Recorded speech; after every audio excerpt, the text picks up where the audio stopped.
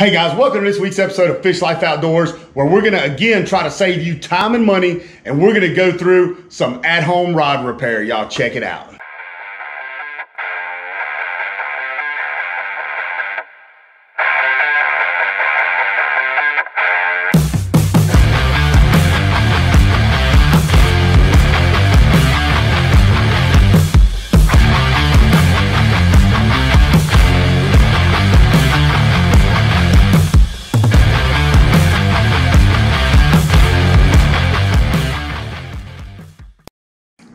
Hey guys, once again, welcome to this episode of Fish Lyfe Outdoors.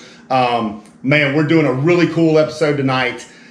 We are talking about rod repair, rod maintenance. Even if you want to get into building your own rods, this show is going to cover it. Got my boy Nate Stokes in the house. Y'all remember Nate from the Levon video a month and a half, 2 months ago.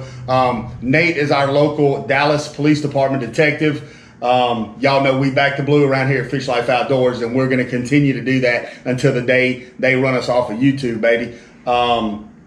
So my boy Nate here, was talking to him one day while we were sharing a little deck time. And I asked him, I said, man, how did you get into building your own rods and doing some rod maintenance? And, you know, Nate, why don't you tell us about that? How'd you get started, doing this? Well, basically one of the other detectives that I work with has been building rods for like 25 years. Really? Like, yeah, he took classes in college, like on rod building. And we both like fishing a lot, and he decided he's going to teach me how to build rods. And he did, and we built quite a few rods together. And I mean, why go to the store and buy a rod off the shelf that 100 other people have when you can build one yourself that no one has? Yeah, that's awesome. That's a great point. And, you know, Nate shared a little bit with me too that, you know, kind of the reason he got into this with the assistance of his other police department buddy is, you know, listen, we've all heard the stories, but we've never lived it. We've experienced it. These guys, man, our boys in blue, what they see on a daily basis, whether it's a graphic crime scene or a horrific car crash. I mean, you know, they look for things on the outside to kind of take their mind off of work when they're not at work, right? So, Nate, that's kind of how you got into rod building, right? Yeah, it's a real nice escape. You know, you can kind of just zone out, put some music on, and spend 2 or 3 hours building rods. Man, that's awesome. I love to hear that. I love to hear that you're taking advantage of, you know, a hobby to clear your head like that. So what we're going to do tonight is we're going to show you a couple of different ways you can fix or repair your rods. Like I said, we've all been in this situation. You've closed your rod box or your tailgate on your rod tip and broke your tip. We're going to show you how to fix that real quickly. Everybody's had their eyes stepped on in a boat, or you've stepped on your own eyes and crushed them in a boat. We're going to show you how to repair that. Now, we're going to show you a couple of different ways of how to repair your rods. If you have plenty of time and you really want to make it look professional, like it just came, you know, from a rod shop, we're going to show you that method. We're also going to show you is if you're on the water, you're in a tournament, you step on your #1 money stick, your favorite rod, and you want to fix that eye. We'll show you how to fix it in about 5 minutes or less, yep. Right? We're also going to show you how to, another way that if you don't quite have 24 hours, but you don't need it done in 5 minutes, we're going to show you how to repair your eyes like that as well. So, you ready to get started? Ready to get started. Hey, y'all check this out. You're going to enjoy it. All right, guys. So the first thing we're going to talk about is how to repair or replace your rod tip, okay? Once again, we've all had broken rod tips before, you know, and we need to get those replaced. We've also had our inserts pop out of our rod tips before. We're going to show you how to repair or replace those. Nate, what's the first step? What's the first step in, you know, repairing or replacing your rod tip? Well, the first thing you got to understand is the only thing that holds a rod tip on is hot glue. I mean, honestly, that's really all it is. How they don't come off more often, I really don't know, but they don't. So, if you already have one on there, say the insert popped out, all you got to do heat it up a little bit, get that glue melted, and pop it right off. Okay, so that's if the rod tip's still there. You just want to replace it. Yes. So you can just heat it up, and that glue's going to heat up underneath it. Now you don't want to cook it too long, right? Because you'll end up damaging your either your graphite or your fiberglass rod. That's right. So heat it up a little bit, give it a little twist. If it's moving, then you can pull it off. If not, just heat it up a little bit more, right? That's right. Okay, good deal. So that's pretty simple right there, huh, Nate? To replace a rod. To replace a rod tip, again, just simply heat it up, wait till you feel a little bit movement, slide it off. Now that we've got that rod tip off, Nate, what do we need to do at this point? We just need to heat this glue up, put a little glue on there. We got our rod tip. We already made sure it fits, because the tips do come in different sizes, and there are ways to measure. And I have a little device that measures, but we're not even going to go into all of that.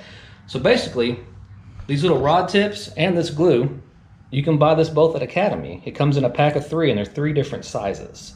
So one of those is going to fit. If it doesn't fit, sand it down a little bit until it fits. Okay, so by sanding it down, that's not necessarily going to weaken your rod tip. Basically, you're just sanding down that outer layer of paint they put on there, right? That's right, because these tips are measured in 1/76 of an inch, so it's so minute. The different sizes are so small in between each of them. I like to use one of these types of lighters. And all we're going to do is we're going to heat our glue up.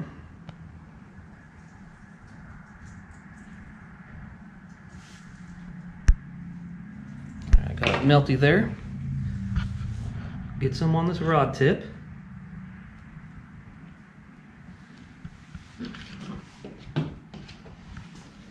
And slide that new tip on there. And we got some excess there, but that's not a problem. We'll get that off here in just a few minutes. But that's it. We just got to make sure it's straight. Yep. So what is the best way? Do you run a line through there, or do you just kind of eyeball it? What do you feel is the best way to get that lined up? I like to just eyeball it, because you're going to have to heat this thing up again to get it to move. So we'll heat it up a little bit.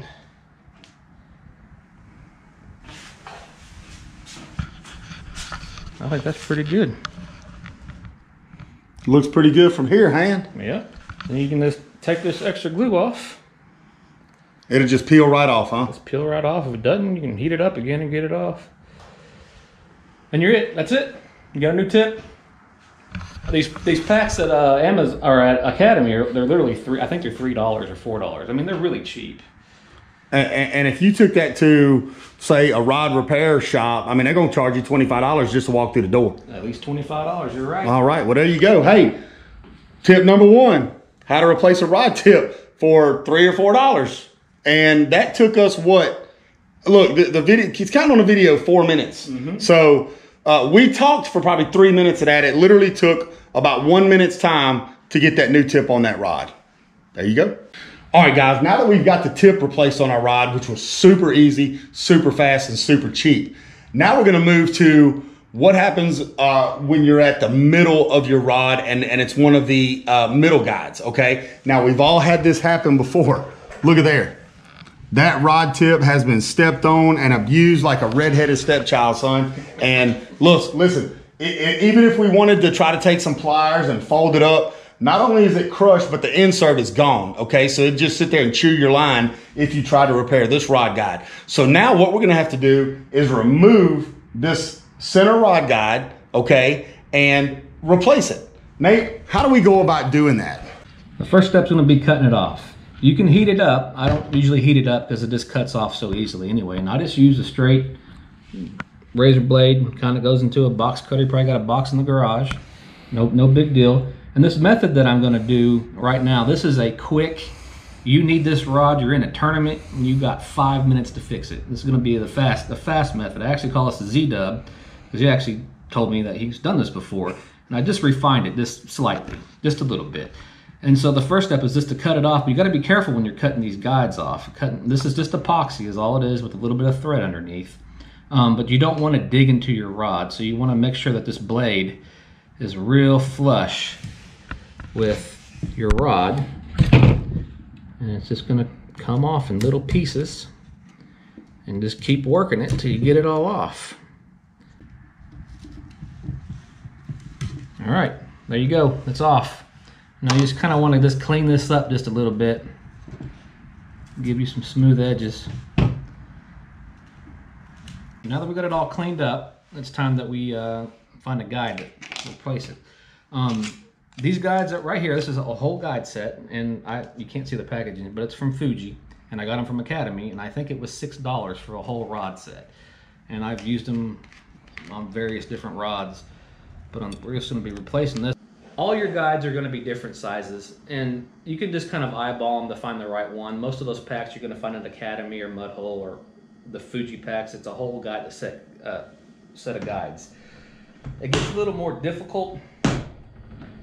I'm not saying it's impossible, but these little micro guides, these things are really difficult to work with, but it can be done. You just need to sand down that guide foot real good, make it nice and flat, and then use some of that little tape to tape it to your blank whenever you're wrapping it. And you're gonna want to get this back as close to the original placement as you possibly can. And what we're gonna do is you gotta really make sure that it's where you want it, because we're actually going to put a little dab of super glue on here just to hold it in place. So just a little dab of super glue. I just want it to be held in place so we can wrap it with some thread here in a second.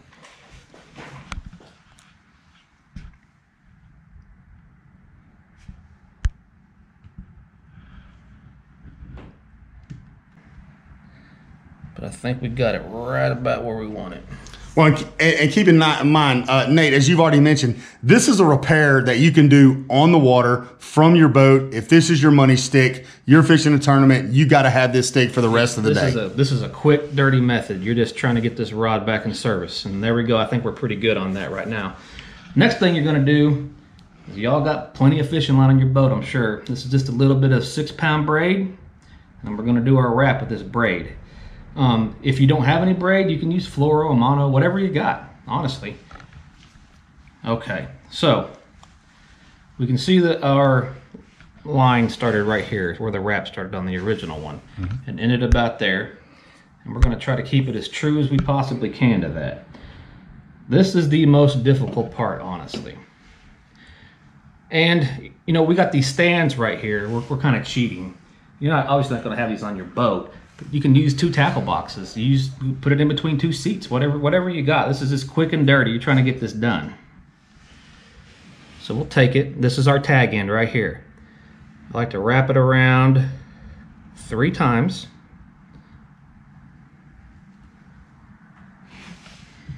And this is our main line. I'm just jumping that main line over, but I want to keep it on top of the tag. And then we're just gonna twist it on there. And this ain't gotta look pretty. You just gotta get some thread on there to hold this thing down a little bit better than just glue. Now we're up on the guide. Sometimes you gotta sand these little guide feet down, but that's obviously something you're gonna wanna plan on in advance. All right, so we're gonna need a little pull through. This is just a little piece of mono, like, I don't know, what is that? 6 or 7 inches, 8 inches, I don't know. And you're just gonna take it and... You're doubling it up there? Doubling up.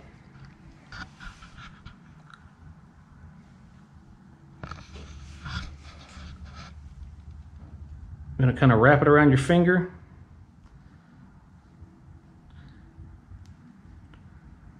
Just make yourself a little knot at the end. And that's all you need is that. And I'll show you how to use this here in just a second. Now we're going to take this that we just made. The pull through. The pull through, yes sir. And we're actually going to put it right here, and we're going to wrap over the top of it.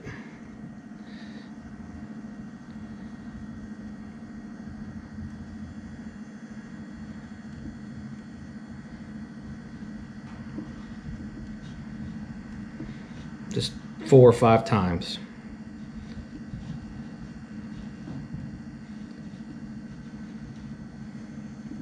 All right, so now leave yourself some space when you do this, because you're going to need this tag end to work with you. So we're just going to cut this off. We're going to run it through the loop right there. hold it tight, and you're just gonna pull it through. See what we got there? And we got a little tag end right there. Trim your tag end, we're done.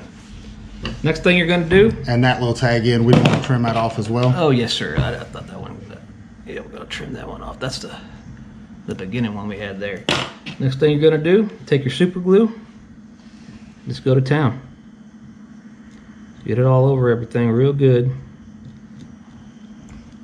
So that super glue at this point is not only is it holding the eye, the eye to the rod, but it's also securing the thread that you've just wrapped around that eyelet, right? Yes, sir. The thread is more of a beauty thing, especially on other rods. I mean, it's actually the glue or the epoxy, whatever you're using, that's actually holding everything on. And once this super glue dries, I don't know, 5 minutes, 3 minutes, I don't know, you're gonna be ready to fish. That's good. It ain't pretty. It ain't pretty, but it's gonna get you through the day. Now, will you need to do both sides here, or is one side? No, you'll need to do both sides. Well, if you have a single foot guide, obviously you only got to do one side. But Right. on these double foots, we will have to do this other side. Gotcha. To call it a day. And just use the exact same method you used here. Exact same method. All right, guys. So, hey, that's how easy it is to replace a damaged guide on the water in tournament conditions, okay? All you need is a new guide, a little bit of super glue, and some braid. We use 6-pound braid tonight. Most of us have, 50 to 65 pound braid in their boat. That will also work. We just happen to use a 6-pound tonight. So, method number 2. Nate, tell us about it. This next method is you have a little bit more time. You don't need it right then, but you need it the next day. And you don't really have time to let the epoxy that you would use traditionally dry. So we're just gonna use some 5-minute epoxy. Just bought it at Walmart. Some electrical tape. And then you'll need, you can go steal these from your kids, just some little paintbrushes. And all of those supplies right there total probably cost what, $6? Yeah, nothing. Very negligible. So what we're gonna do is we need to get our electrical tape out here. We just need a little bit. We don't need a whole lot. About a ½ inch? About a ½ inch.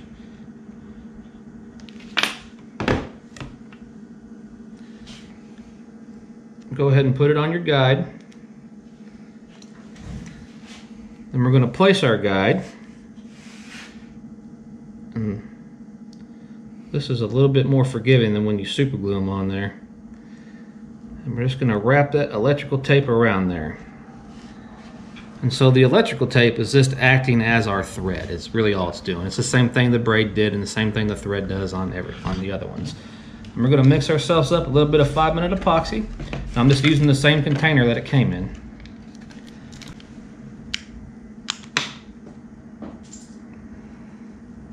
That's more than enough, I promise you that. I use these little popsicle sticks just to mix it up real good.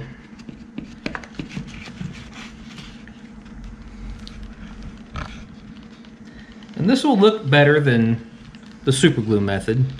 And it's pretty easy, probably the same amount of time. Get that epoxy all nice and mixed up. And then I'm actually just going to use the popsicle stick, honestly, instead of a brush. I'm just going to get it put on there.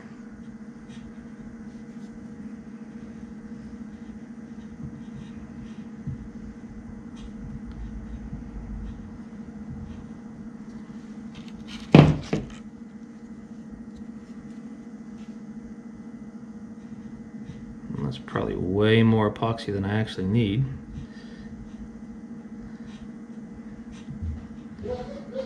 Then you're going to want to put your container under there and just start spinning it. And this is going to help level that epoxy off. See, I missed a spot right there. There we go. Just start spinning it.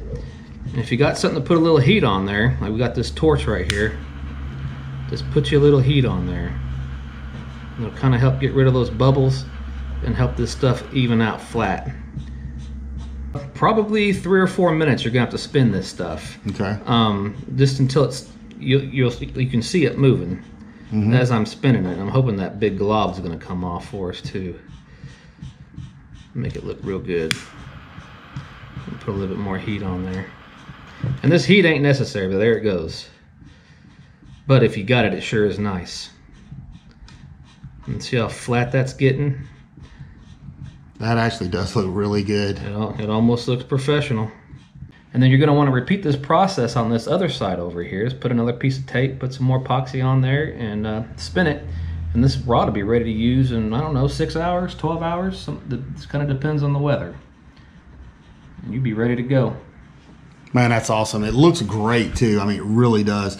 You know, we showed them the super quick Z-Dub method, you know, earlier, which can get them by for the rest of the day. This is something that if you was going to fish tomorrow when you got home, and you wanted your rod to maybe look a little bit better cosmetically, then this is what you would do to replace that eye at that point, right? Yeah, that's exactly right. You're ready to go the next day. Say you're in a 2-day, 3-day tournament or whatever, and it breaks off. You can do this when you get back, when you're tying stuff on, and be ready to go in the morning. Perfect.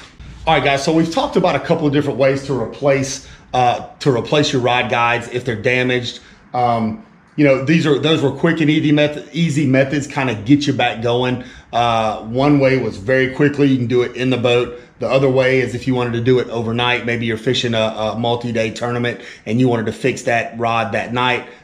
We showed you how to do that. Now, let's talk about if you want to get into this as a hobby. Maybe you want to start building some rods for your friends, or building some rods to, you know, to sell as a profession. Let's talk about what you would need to kind of get started. Nate, what do we got here? Well, this is my, and all this stuff is CRB, Custom Rod Builders. You can get it all off mudhole.com, and also Barlow's has quite a bit of this stuff over in Richardson as well. Now, this is your thread carriage. For those of you that don't know, we're in the Dallas-Fort Worth area, and Barlow's is a big bait, tackle, and equipment shop here in Dallas. There you go. So this is your thread carriage, and this aluminum track is not necessary. It just helps you kind of slide up and down. But this thread carriage actually comes with these 2 stands, and they just bolt in here. And you can, it's very mobile. You can take it anywhere you want. I mean, you can take this anywhere you want. And this is your tensioner, okay? So you have to have the correct amount of tension whenever you're doing these guides and wrapping them professionally. It really, really makes it, like, you just can't hold this thing of thread in your hand and get it done to make it look right. So what we're going to do here is I'm just placing this guide, and as you can see, it's got a little bit of masking tape on there. I just need it to be held on the rod. That's really it. And I'm just putting this anywhere, guys. I'm not really replacing this guide at this point in time, but I'll wrap it on there. And you want to make sure that that foot is flat. Remember I talked about sanding your foot down sometimes? It's because you have to transition from that blank up to that foot, and sometimes if that's not flat, it's not going to do it correctly. And then we have to run our thread. I got to make sure this tension's good, and you just adjust it with these little knobs. And we're going to go through here. What are we going through? We're going through these little guides right here. Okay. So I'm going to go through this guide, and then we're going to run it through our tension rod up here. And this thread is not like sewing thread that you go to Walmart or to Joann's Fabrics or something like that and buy. This is specifically made for rod building. It's color fast. It's not going to fade on you from the sun or the heat and all that kind of stuff like that. And this little part right here, it's going to put your thread where you want it. And just like we did with the braid, I'm just going to take my little tag end. I'm going to go 1, 2,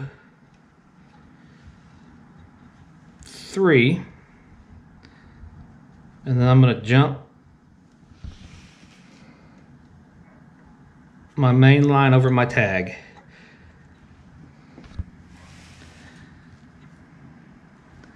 And then we just start spinning.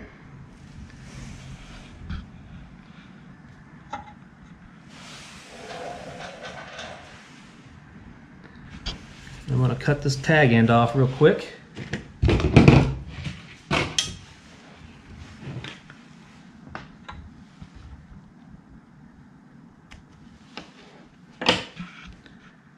And we're just going to spin. And you see some spaces in there. I got a little varnishing tool. that we'll go back through and we'll correct those here in just a minute.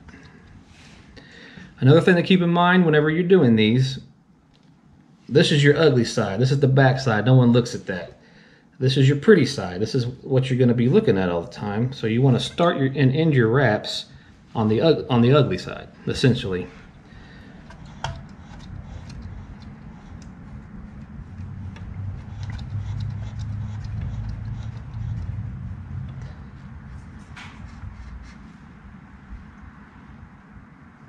We're getting close to that transition and this foot is not laying flat.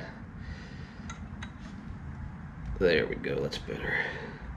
And all I did there was tighten up the tape. And we are transitioned onto the foot. Alright, so we've made it up onto our guide foot here. And we're about halfway up the guide foot or so. So now we want to take this tape off.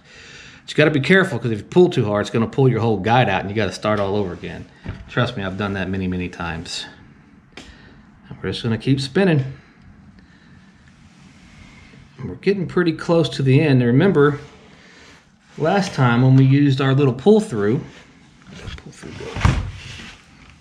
thing about these pull-throughs is that they're made of mono and you lose them easy. So a little tip that I did is I stole some beads from one of my kids and I just popped it on the end here, so that way there's a colorful bead on there and you can't lose it. So we're getting close to the end here.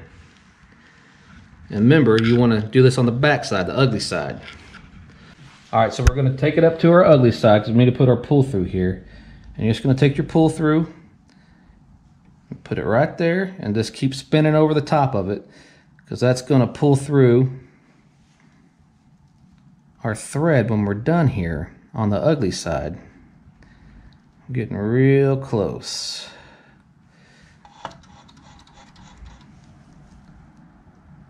Alright, I'm going to call that good. So we're simply, and you want to have a lot of slack, and you got to keep some tension on this or it's going to unravel on you. So we'll take our thread,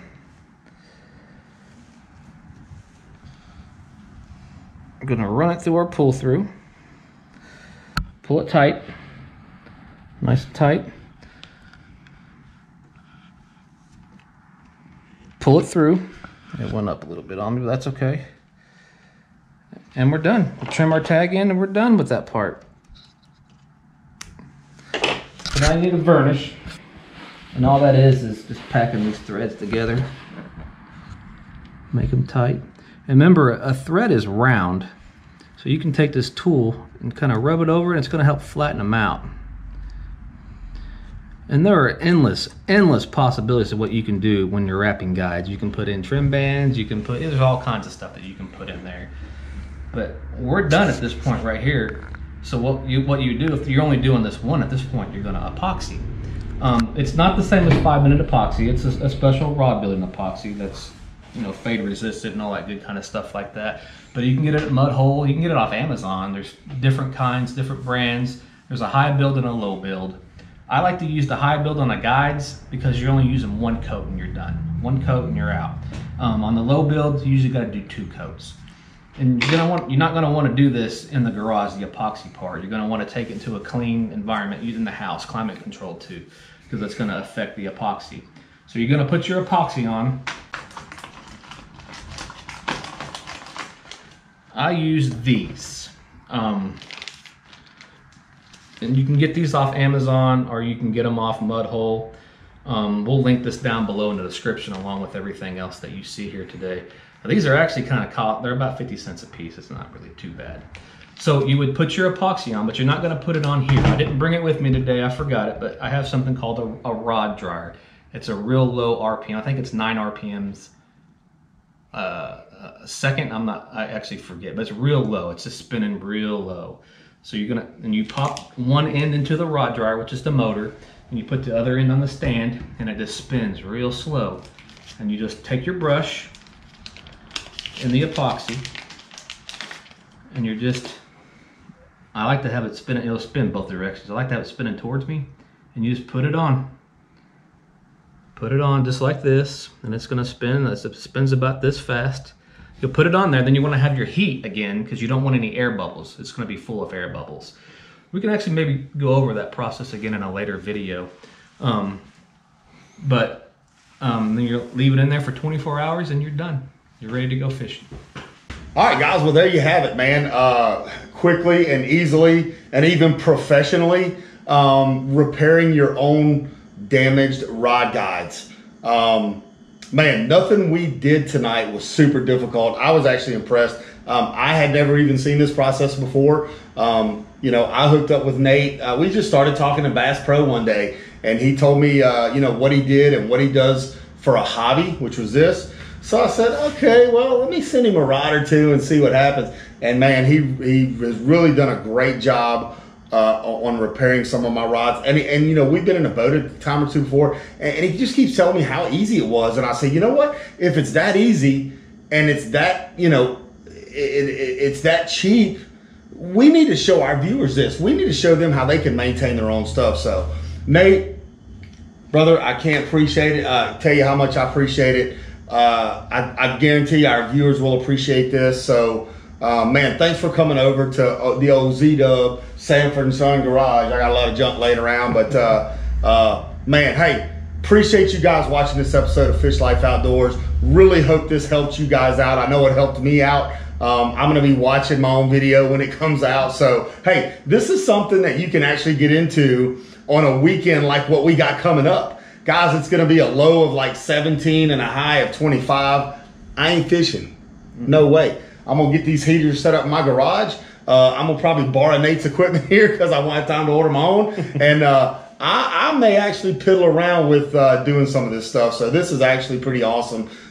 Nate, thanks again, brother. Appreciate you guys watching this episode of Fish Lyfe Outdoors. Never forget, whether you're repairing guides, whether you four-wheeler riding, whether you're deer hunting, duck hunting, bass fishing, when you bought that life, get out and live it, baby.